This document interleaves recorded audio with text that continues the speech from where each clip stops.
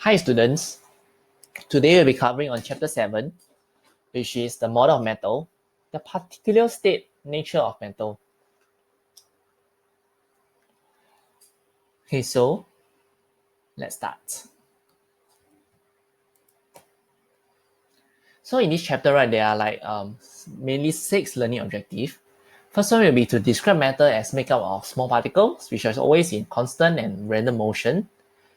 After that, you'll be able to appreciate that models are constructed to explain things, but are revised when they cannot explain some new observation. That means, right, they keep on improving on the model to give a very concrete explanation of how things works outside there. So for the third one, it will be to describe simple particular models of the 3 states of metal. And these 3 states of metal is what you have learned in primary school, which is solid, liquid, and gas. So after learning about how does this model applies to these 3 states of metal, right, you need to compare the properties of solid, liquid, and gas.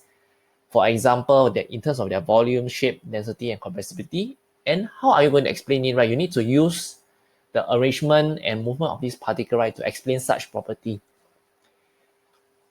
And we also can use model, right, to explain expansion and contraction, whereby the solid, liquid, and gas expand and contract. And one last thing you need to take note that is mass is conserved during expansion and contraction. So for the last point over here, it's optional for normal academic students, so we won't be covering it in this chapter. So these are the chapter outlines. There are 5 parts: metals and Brownian motion. So this one over here highlighted in yellow will be what we are going to cover in this lesson. So for today's lesson, right, there are basically 2 questions of the day, and you'll be required to answer these questions, right, in order to know that you have learned what you need to learn for this chapter, for these lessons. So as a tip, you can actually copy these 2 questions and put it onto your post-it, those square sticker paper, post it on your page 1 of your notes, so that when you want to revise, right, actually you can just revise it.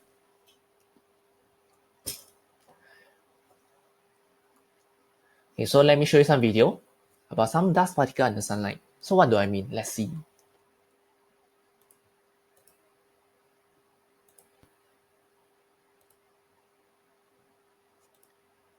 Okay, so in this video, right, basically it shows how does the dust move under sunlight. So I believe when you wake up in the morning, if you look out at the window, you realize that when there's a beam of light shining through your window, right, you realize that it's some this thing keep on moving around. And this one, right, is they are all dust particles. Sometimes when you hit your bed, right, then boom, boom, boom, or then after that all the dust came off flying out. And I want you to notice, right, what is their movement in this video? How do they move? Are they always moving, or do they stop sometimes? And do they move in a very sequential manner? Means do they move in an orderly manner, or do they move just randomly?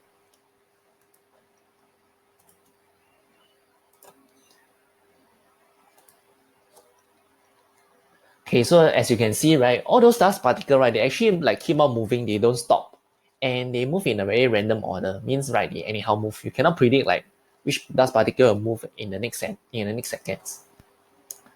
Okay, so this one is another observation also. So have you ever wondered, right, how does this northern light or the aurora light in the North Pole, how do they actually works? What is the science behind it? So what we'll be covering today, right, you will be able to explain how this aurora light works. Okay, so you can just take a few seconds to admire this beauty of our Earth.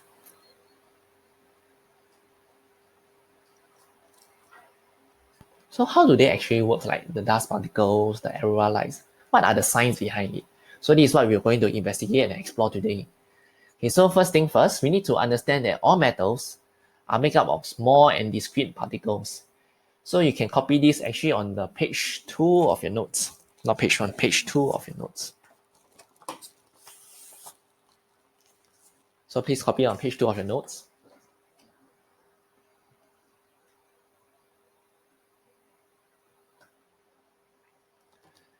And the videos on the bottom right show the movement of polar grains in water. Okay, so those that you see, right,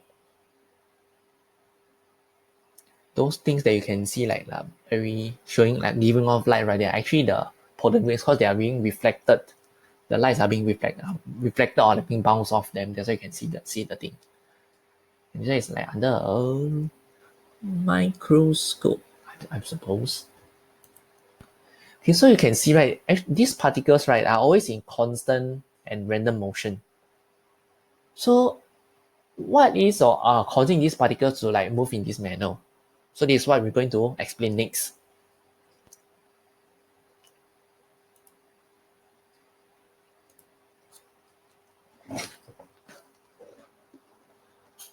Okay, so before I go to the explanation, right, let me give you some like background on like who made this discovery. Okay, so basically, right, the scientists long time ago, in the 17th and 18th century, so there's this scientist called Robert Brown, and this scientist actually studied plants.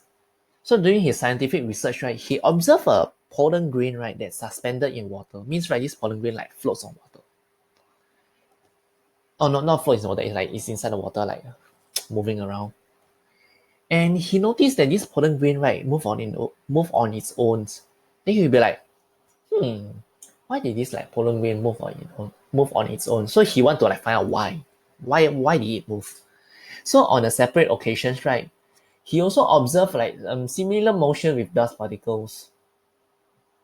So previously for the pollen grain, right, he thought that maybe the pollen grain is like alive. That's why maybe it can move by itself. But for the dust particles, right, it's not alive. So this observation of the dust particles like, actually rule out his hypothesis that pollen grain's motion, right, was due to the pollen grain being alive. So this hypothesis, right, was being like eliminated. So he was like stuck onto this like motion, and he can observe it, but he don't know why. What actually happened? So another scientist, as we know, the famous Albert Einstein, discovered later on this motion, which he call this Brownian motion, named after Robert Brown, and it was actually caused by the collision between the water particles and the pollen grain. Okay, so what does it mean? So it means that in the water, right, they actually consist of very small particles. And these small particles, right, is something that we cannot see by our naked eyes. And it happens to like collide with this pollen grain. Like you imagine like there's a football field of like 1,000 people, and there will be this like very big giant ball, bigger than the humans, and there are like a lot of people. So apparently these people, like tiny little people, right, they keep on like pushing this ball like from different directions because all these people running in like different directions. So you can see like this big ball in a football field keep on like bouncing around. I don't know where they are going next. So this is the uh, daily life example that I can use, right, to describe this Brownian motion. Okay, so something for us to consider, right, is like what will occur if this scientist like Albert Einstein did not re-examine like the past knowledge.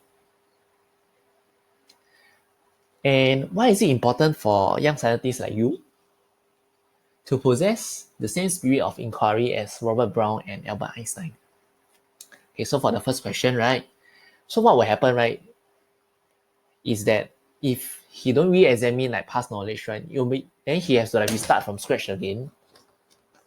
So like study the whole thing, then you'll become like sometimes it might not tally on like what people previously said, and like they'll be like double work. And why is it important is that even though some of you might not study science in future, right, but you have to know science as well. Because in our daily life next time when you grow up as an adult, there'll be a lot of things for you to go and look. For example, some medications, right, you have to like learn how to read your medications, and you have to learn about how are the side effects also. Like sometimes does these medications work, and sometimes you need to questions also like, is it true on what the article is reporting in social media, or sometimes some videos or some WhatsApp message. So this spirit of inquiry actually helps you a lot in your daily life in future.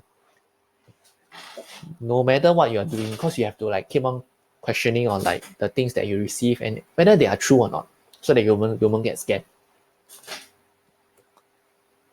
Okay, so this random movement of these pollen grains, right, are actually caused by water particles. So these water particles are like the red one. Oh, okay. So these red particles, actually there are many of them. So we just happen to like draw some of them to illustrate some water particles.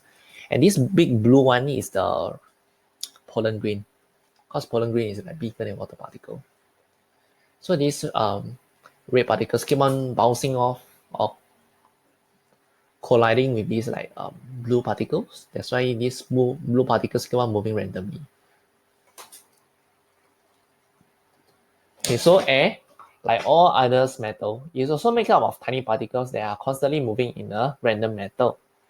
That's why for our dust particles, right, as you can see, these dust particles keep on moving around. It's actually because of the air particles that keep on bouncing off these dust particles. That's why they can move in random manner. So these tiny particles in air, right, they are actually moving in like all sorts of direction. That's why all your dust particles keep on like moving in a very strange manner, or maybe like random manner. So this movement is called Brownian motion. Okay, so as a recap, all particles of one pure substance are identical. So what does it mean? It means, right, they are all of the same units. For example, in water, you will see many units of this water always have the same unit of like 2 hydrogen and 1 oxygen. And you'll see like many duplicates of them to represent water particles. So you can see, right, whatever we learned in previous chapter, they can be like linked to different chapters. So this one is linking from chapter 3, elements, compound, and mixture. Okay, so checkpoint of the day. Which of the following statements, right, about particles is or are true? The particles are very small but can be seen with a microscope. The particles are very small and cannot be seen with a microscope. The particles are very small but can be collected on filter paper. So what do you think? Okay, so you need to recall on what you have seen in the pollen grain video. So in this pollen grain video, right, did we actually see the water particles, or are we observing the effects of the water particles onto this pollen grain?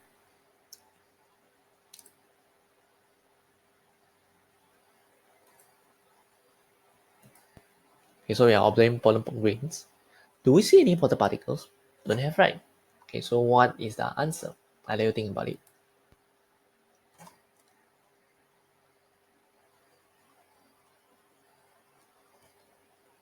Okay, so next.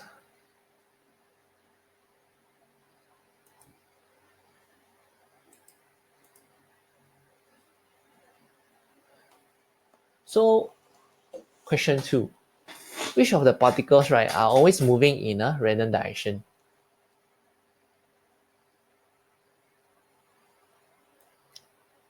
So, does the particles move in random directions? Does the particle do not move? Or the particles are always moving in a fixed direction? So what is the answers? So you can choose up to like many options. You can have 1 options, 2 options, or 3 options. So I'll give you some seconds to think about it. Pause the video, think. Okay. So now let me go through the answer for question 1. So for question 1, right, the answer is actually B. So B, right, represents option 2 only. So for option 2, right, the particles are very small and cannot be seen with a microscope. So what we are observing on the dust particles, right, we can only see the dust particles and the pollen grains, but we cannot see the air particles.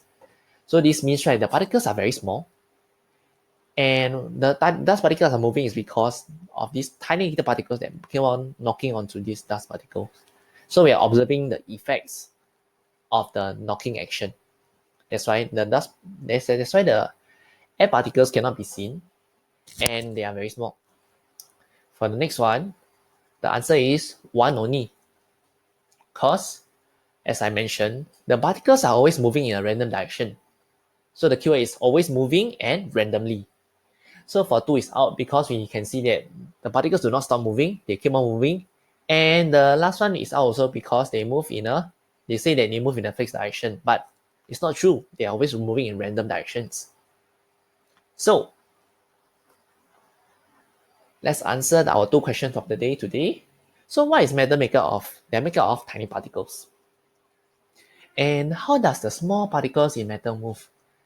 Okay, they're actually moving in a motion called the Brownian motion, whereby they are always moving, constantly moving in a random direction or random order. So as long as you describe these 2 key points, always moving randomly, and you can be able to score full marks if we ever ask you this type of questions. Like describe how does a small particle move. So you just need to mention that the water particles or the air particles, depending on what are the things it contains, the dust particle or pollen grain. You just need to describe that the water particles are always constantly moving or always moving in a random order, and they knock onto this dust particle or pollen grain. That's why the pollen grain and dust particles are always moving in a random order as well. So, as I promised you, we'll be having a science pun to reward you for watching this video. Before that, our next lesson, right, I will need you to stay tuned to these 2 following items. So we'll be looking at the model of metal, which is we are looking at the 3 states, solid, liquid, and gas. And we'll be using such model, right, to explain the property of 3 states. For example, why gas can be compressed. So what does it mean by compressed? Just to recall your memory. For example, we have a gas syringe over here, and we push the gas syringe. So after you push it, right, then we realize that you are able to push the gas syringe when you block the opening in the front. So this shows that gas can be compressed. But why is it so? We'll be looking for it at the next lessons. Okay, so science pun. So some students ask me, do they matter to me? I would say, of course, because you have mass and you have volume, you matters. Get it? Okay, some of you might be very fast in getting it, some of you might not get it, but also okay, you can always ask your classmate. Okay, so just another point. All of you matter to me, no matter whether you fail or you pass your science, it doesn't matter. As long as throughout this failing and passing process, right, you keep on improving, keep on learning, don't give up. All of you matters to me. So don't give up on yourself and believe in yourself so that you can improve better. Okay, thank you.